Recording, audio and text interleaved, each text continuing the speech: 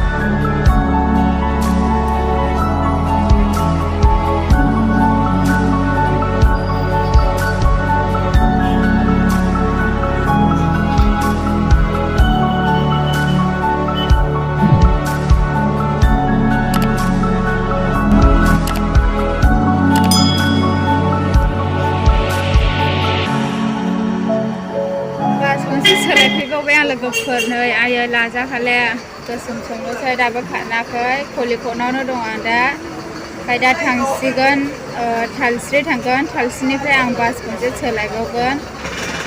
खाले लोगोफोर खर' सानायाबो।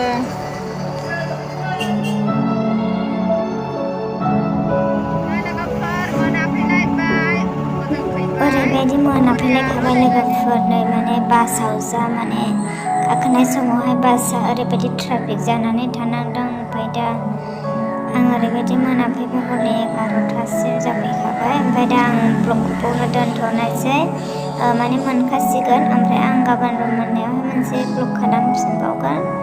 नोंथांमोना नायनो थाखाय रेडि जानानै दा अलरेडि नुनो हागोन। आं भिडिअखौ बावनो दोनथ'नोसै लोगोफोर, बाय बाय।